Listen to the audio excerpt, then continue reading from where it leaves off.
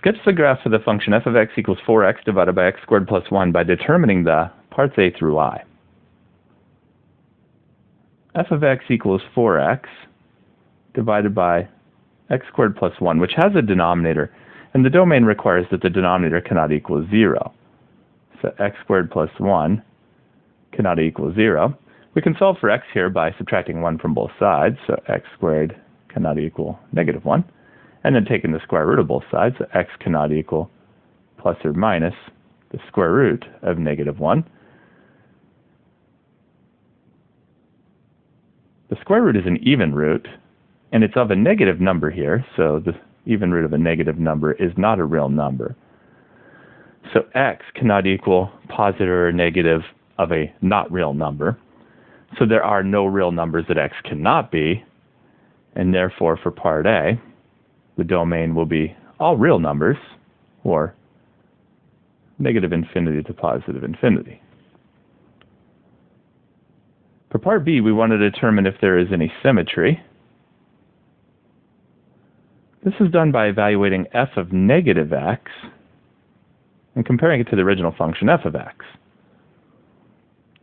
F of x is made up of a, in the denominator, even power of x, which will have y-axis or even symmetry, added to a constant which also has y-axis or even symmetry. Since they match, the denominator will altogether have y-axis or even symmetry.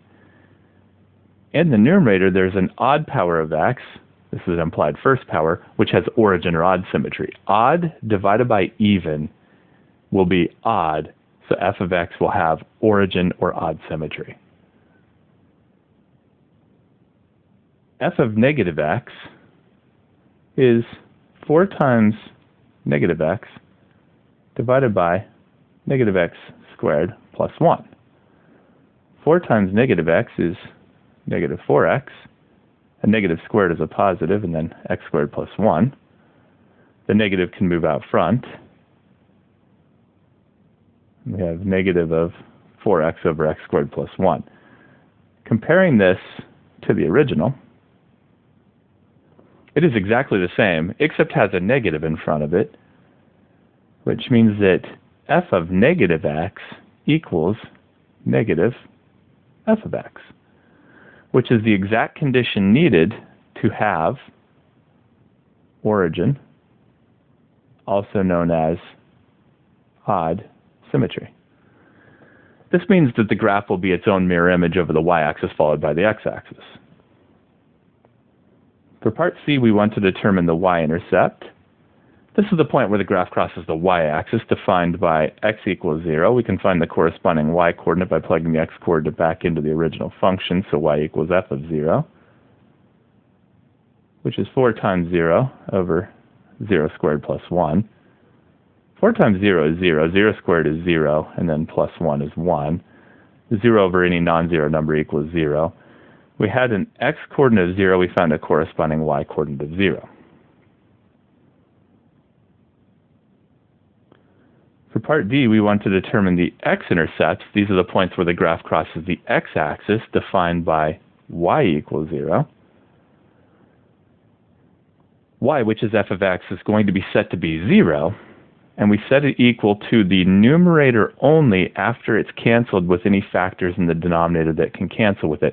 Now, the denominator for the function is a sum of squares and does not further factor, so there are no factors in the denominator that cancel with the numerator. If there were, those would end up being holes in the graph. There are not. The remaining numerator, which is the 4x, can be set equal to the 0 from y, which is f of x equals to 0. Solve for all x's. Dividing by 4 gives x equals 0. We had a y-coordinate of 0, and we found a corresponding x-coordinate of 0. So 0, 0, the origin is the only x-intercept. For part E, we want to determine any vertical asymptotes. F of x does have a denominator. Vertical asymptotes happen when the denominator equals to 0. We can solve for x here by subtracting 1 from both sides. Taking the square root of both sides.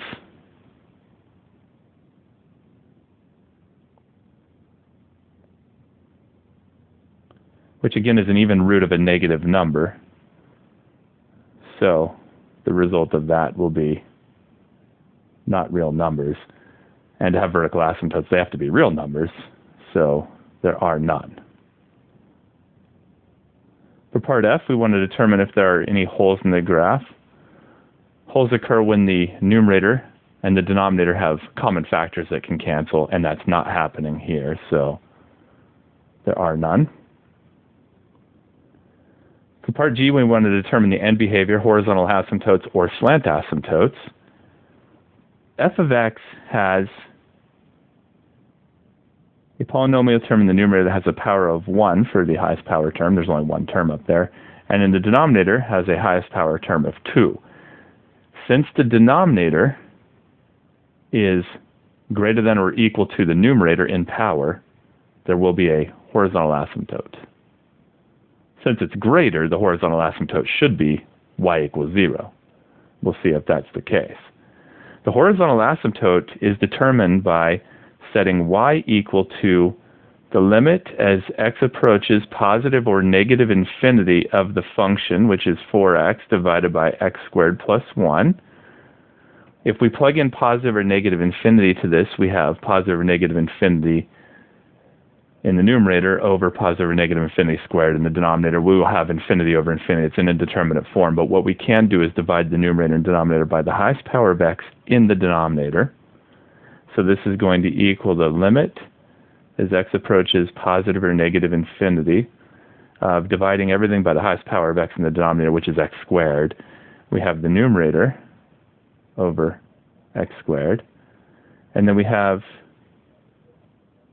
each term in the denominator also put over x squared.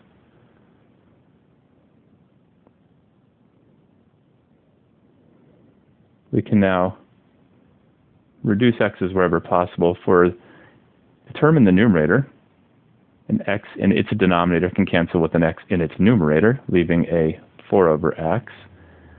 In the denominator, the first term can cancel the x squared from the numerator and denominator, leaving a 1.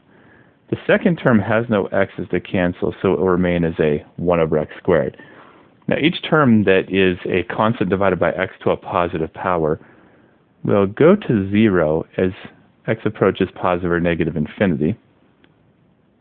And the result of this is 0 over 1 plus 0, which is 0 over 1, or 0. So the horizontal asymptote will be y equals 0. For part H, we want to determine the intervals of trend, relative maxima, relative minima, plateaus, and cliffs. All of this involves the first derivative, f prime of x. We'll take the derivative from f of x. F of x is a quotient of two expressions of x, so a quotient rule will be needed. This will take a little bit of room, so this can be worked out on a separate page.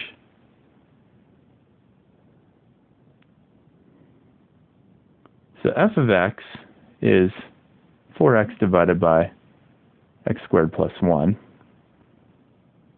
F prime of x, the first derivative, will be, using a quotient rule, derivative of the numerator, which is a 4, times the denominator left alone, minus the numerator left alone, times the derivative of the denominator, which will be a 2x, and then the entire thing is over the denominator squared. In the numerator, we can distribute the 4 in here. That will give 4x squared plus 4. And we can multiply the negative 4x and 2x. 4 times 2 is 8. X times x is x squared, and the negative comes along with it.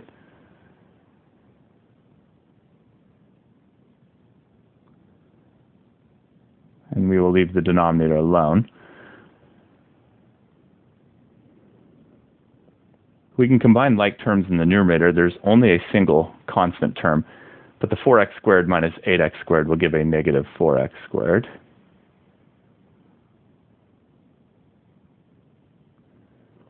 We want to fully factor the first derivative. There is a common factor of 4 in the numerator. Factoring it out will leave behind a 1 minus x squared. The denominator, which is a sum of squares, will not further factor, so we will leave it as is.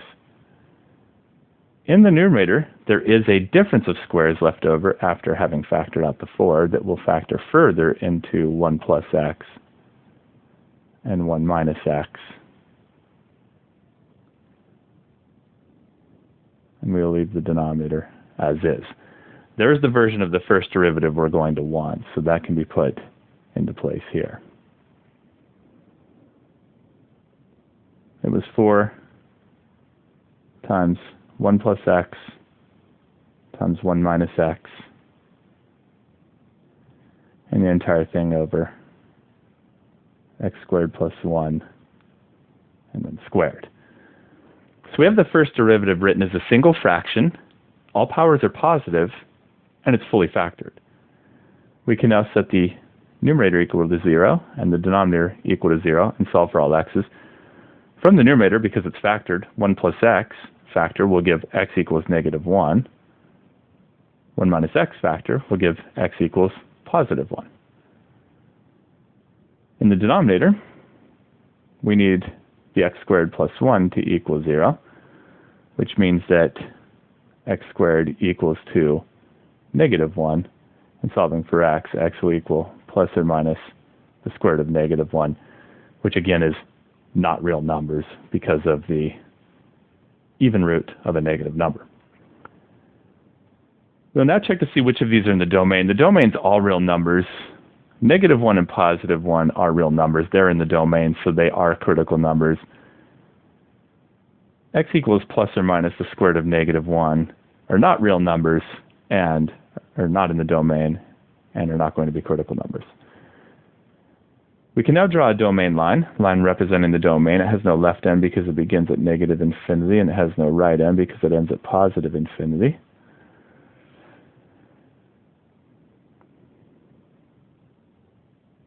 We can put all critical numbers on here in order. So negative 1 comes first, and then positive 1, which splits the domain interval into 3 separate intervals. We can pick a test value in each of the intervals. The first interval is negative infinity to negative 1. That will contain negative 10. The next interval, negative 1 to positive 1, contains 0. Next interval, positive 1 to positive infinity, contains positive 10. We can now test the trend in each of the intervals by plugging the test values into the first derivative. We only care whether it is positive or negative. So the best place to plug in is the fully factored version, which is the version here. A couple things about this, the denominator. X squared plus 1 is guaranteed already positive because of the x squared. And then it's further squared, so certainly that's a positive number down there. And it will not affect whether the first derivative is positive or negative. Just the same, the 4 in the numerator is also positive and will not affect whether the first derivative is positive or negative. So the only portion of the first derivative that matters is the 1 plus x and the 1 minus x. Plugging in the test value of negative 10, 1 plus a negative 10 is a negative, 1 minus a negative 10, which is 1 plus 10, is a positive. Negative times positive is negative. We have a negative first derivative, and this corresponds to a decreasing trend. Plugging in the test value of 0 to the portion of the first derivative that matters, 1 plus 0 is positive, 1 minus 0 is positive, positive times positive is positive. We have a positive first derivative. This corresponds to an increasing trend. Plugging in the test value of positive 10 into the portion of the first derivative that matters, 1 plus 10 is positive, 1 minus 10 is negative, positive times negative is negative. We have a negative first derivative, which corresponds to a decreasing trend. Right at the critical number of x equals negative 1, we have a trend change from decreasing to increasing. So x equals negative 1 will be a relative minimum. X equals negative 1 was found from the numerator, so it'll be a normal relative minimum. It has an x-coordinate of negative 1 and a corresponding y-coordinate that can be found by plugging the x-coordinate back into the original function.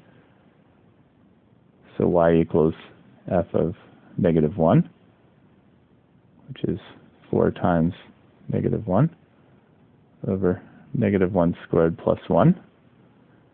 4 times negative 1 is negative 4. Negative 1 squared is positive 1 plus 1. So this is negative 4 over 2. And 4 divided by 2 can reduce to a 2 with the negative. So corresponding y-coordinate of -2. Right at the critical number of x equals +1, we have the trend changing from increasing to decreasing. That makes x equals +1 be a relative maximum. It is also a critical number from the numerator of the first derivative, so it'll be a normal relative maximum. It has an x-coordinate of +1 and a corresponding y-coordinate that can be found by plugging the x-coordinate back into the original function, y equals f of 1, which is 4 times 1 divided by 1 squared plus 1. 4 times 1 is 4. 1 squared is 1 plus 1. This will be +4 over 2, which gives a +2 for its corresponding y-coordinate.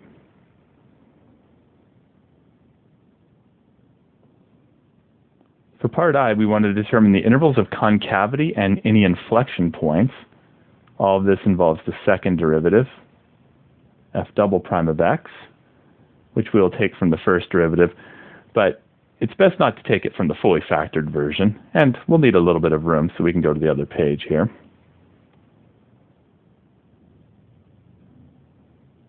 F double prime of x equals, the best version to take the second derivative from the first derivative is this version here, where it's not factored, but it does have all the terms combined together to be simplified other than factoring. And that is actually a quotient of expressions of x, so we will again have to make use of the quotient rule. Derivative of the numerator, which will be a -8x, times the denominator left alone, x squared plus 1 squared, minus the numerator left alone, 4 minus 4x squared, times the derivative of the denominator, which is a power rule. Bring the power down, leave the inside alone, subtract 1 from the power, and then multiply by the derivative of the inside. And then all of this will be over the denominator squared. In the numerator, we will leave the first term as is. In the second term, we can bring the constants together. There's a 2 and there's another 2. Multiplying those together will be a 4, and it can be moved out front. There's a minus already out there. There's a 4. There's also an x.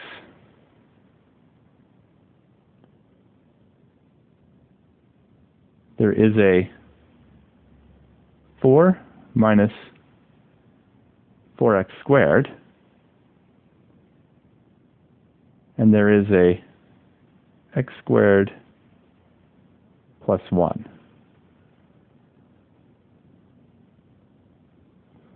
All of this is over x squared plus 1 squared, and then squared again. We multiply the exponents in this case, so 2 times 2 is 4.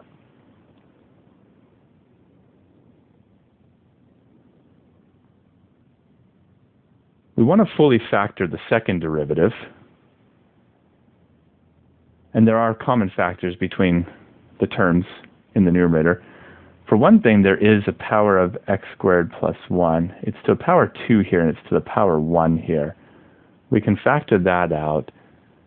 That's not a surprise because, as a rule of thumb, every time a derivative is taken, the power of the denominator should increase by 1. Now, right now, it's a 4. Comparing it to the first derivative, it was a 2.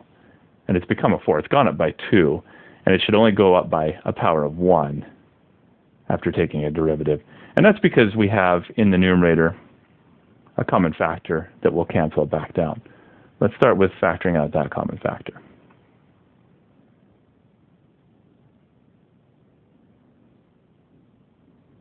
So we are factoring out an x plus 1 to the lower power of the 2, which is the first power.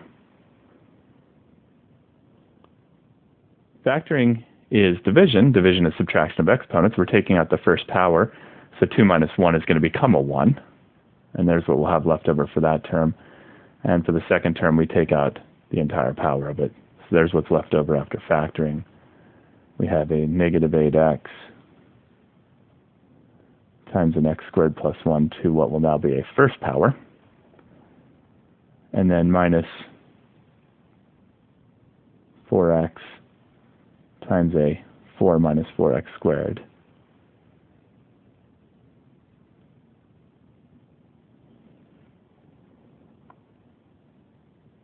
And all of this is over x squared plus 1 to what is right now a fourth power. But now that we've factored in the numerator an x squared plus 1, we can take out 1 power in the numerator with 1 power in the denominator, leaving that to a power of 3. And now it's 1 higher than it was for the first derivative, which is what is expected.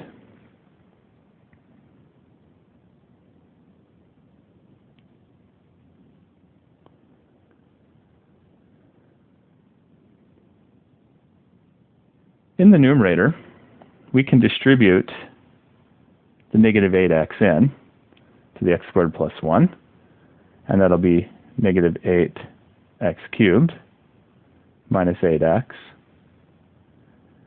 And we can distribute the negative 4x in to the 4 minus 4x squared, which will be a negative 16x and a positive 16x cubed.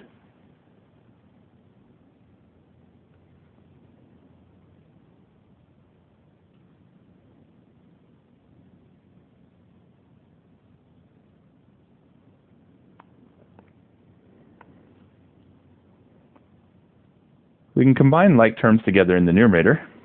A negative 8x cubed plus a 16x cubed will be an 8x cubed. And then a minus 8x and a minus 16x will be a negative 24x.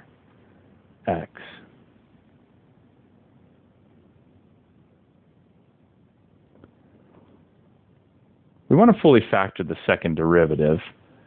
In the numerator, there's a common factor of an 8 as well as an x. Factoring that out from the first term, we'll leave behind 2 x's, or x squared.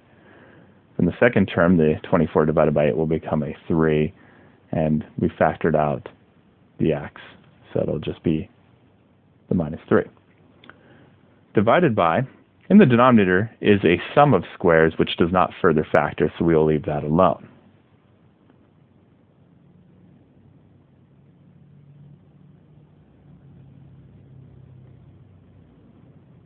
In the numerator, we can technically factor x squared minus 3 as a difference of squares. Even though 3 is not a perfect square, it can be thought of as square root of 3 squared. And so that can further factor into x plus square root of 3 and x minus square root of 3. And then over the denominator left alone. There's the version of the second derivative we're going to want.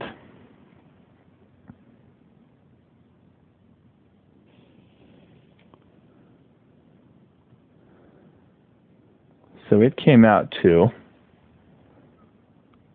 8x times x plus square root of 3 times x minus square root of 3.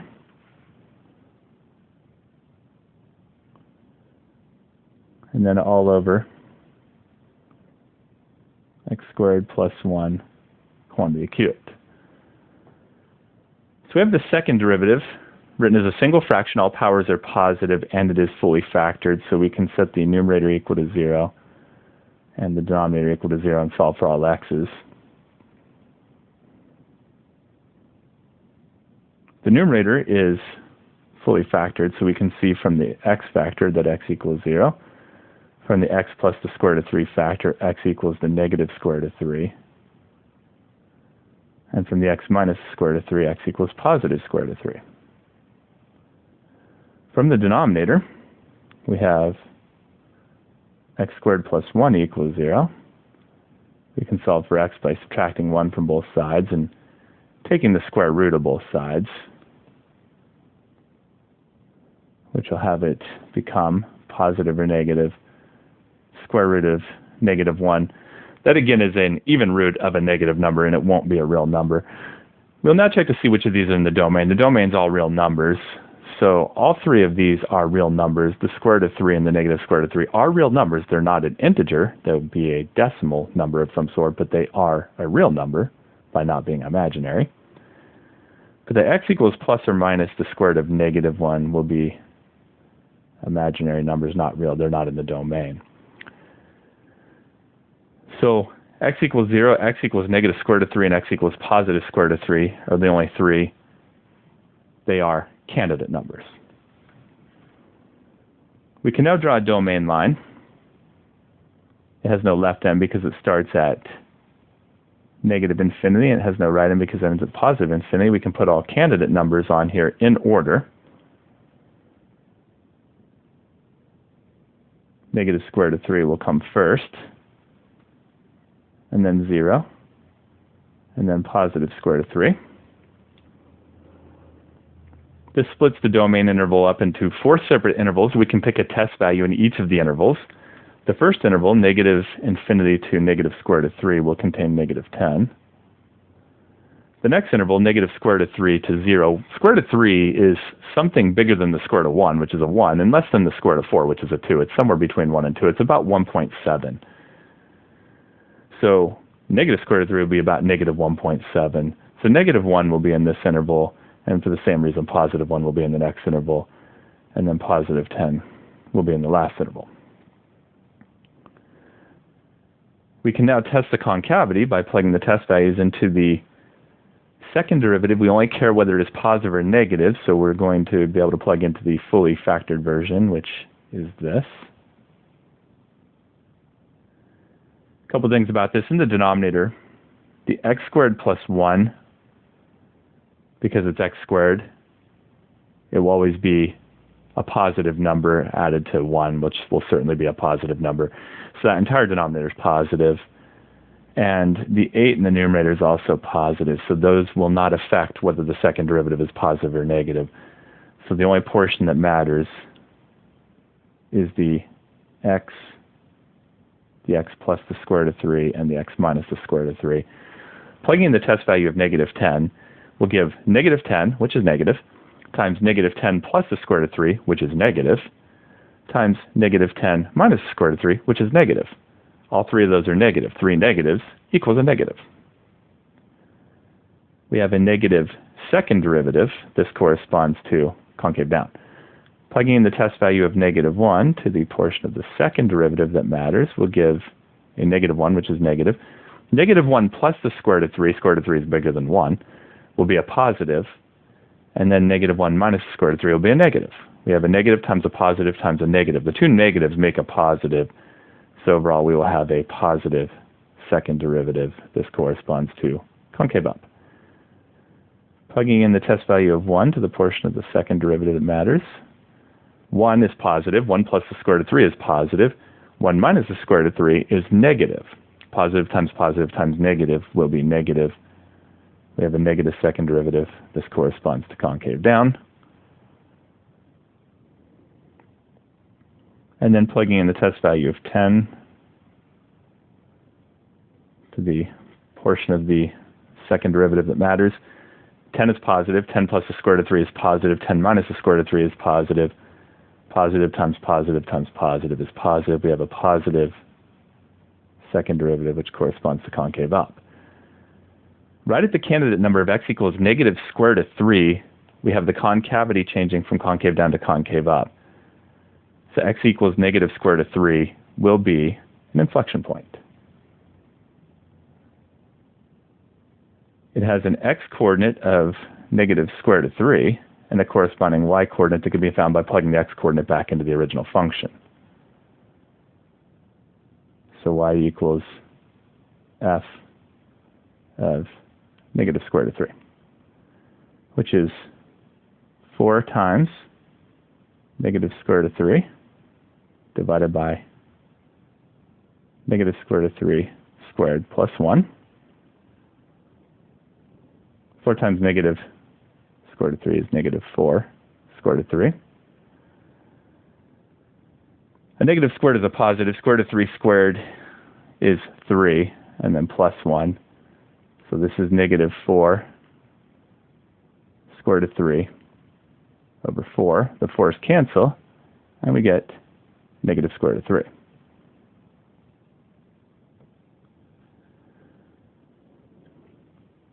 right at the candidate number of x equals 0, the concavity changes from concave up to concave down, so x equals 0 will also be an inflection point. It has an x-coordinate of 0 and a y-coordinate that can be found by plugging the x-coordinate back into the original function.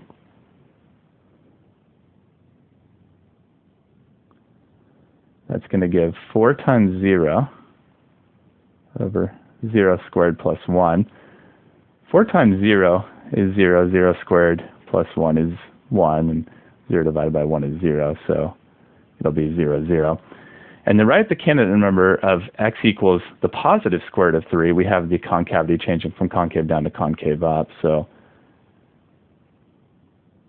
x equals positive square root of 3 will also be an inflection point. It has an x-coordinate of positive square root of 3, and a corresponding y-coordinate that can be found by plugging the x-coordinate back into the original function. So it'll be f of positive square root of 3, which is 4 times positive square root of 3 over the positive square root of 3 squared plus 1. So this will be 4 square root of 3 over square root of 3 squared is a 3, and then plus 1, which is 4 square root of 3 over 4. The 4's can cancel, and so this comes out to just the positive square root of 3. We can now graph this. There's the vertical axis and the horizontal axis. We have the domain as all real numbers, so all x values will be represented. We have origin or odd symmetry, so the graph should be its own mirror image over the y-axis followed by the x-axis. We'll be sure that that is the case. We have a y-intercept of the origin 0, 0. That will be here.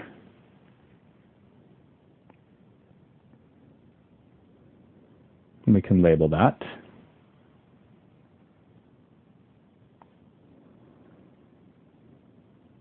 We have an x-intercept of just the origin as well. That's already represented.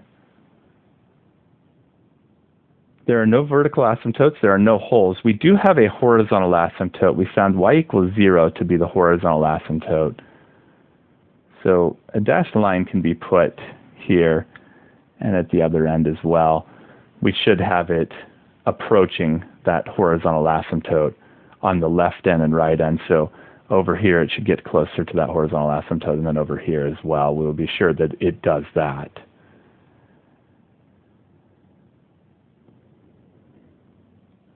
Right at the point of -1, -2, we have a relative minimum. That'll be down here. This will have a relative minimum type shape to it. So we'll give it that type of shape, something like so. And we can label it. Right at the point 1, 2, we have a relative maximum. So that'll be up here. And we'll give this a relative maximum type shape.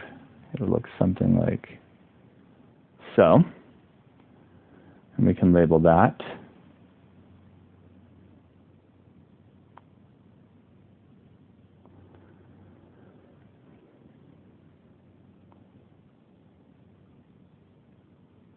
Right at the point of -square root of 3, -square root of 3, we're going to have an inflection point. Now, -square root of 3 is somewhere around -1.7. So it'll be further to the left of the relative minimum, but not as far down as the relative minimum. So it'll be somewhere about right here. And this is going to be an inflection point where it's going to be changing. On the left of it, it's supposed to be concave down, so it's curving downward. On the right of it, it's supposed to be concave out. So it'll look something like that. And we can label it's -square root of 3, -square root of 3.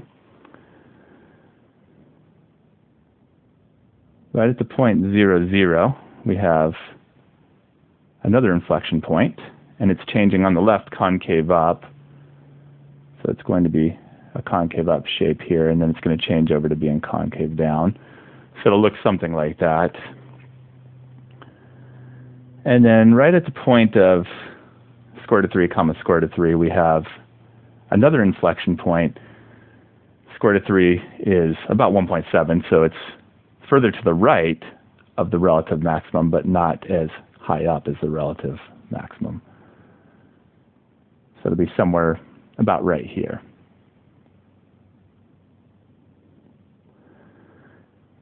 And it's switching over from what would be concave down on the left, so curving down, to concave up on the right, so curving up, something like that. And we can label this as positive square root of 3, positive square root of 3. So on the far left, it should be approaching the horizontal asymptote, so we can connect that piece together. It'll look something like so. And it's concave down at first, and then it becomes concave up, and it's decreasing, so it'll look like so. And it stays concave up until the origin, and then it turns into concave down, and it's still increasing at first.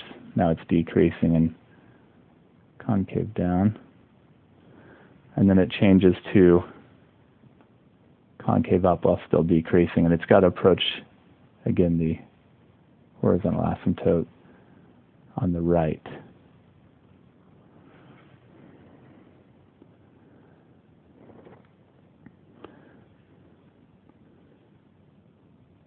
So there's all points represented in there, and it does have the domain of all real numbers. It's covering over all x values as it should. And it is showing the origin odd symmetry if we reflect mirror image this portion over the y-axis. It'll end up here. And then flip it over the x-axis, and that lines up perfectly with what's going on in the third quadrant. So it's a mirror image over the y-axis followed by the x-axis. That's what origin or odd symmetry means, and it is definitely displaying that. So those properties are met. It does show the horizontal asymptote of y equals 0. Everything is met here. This will be the graph of f of x.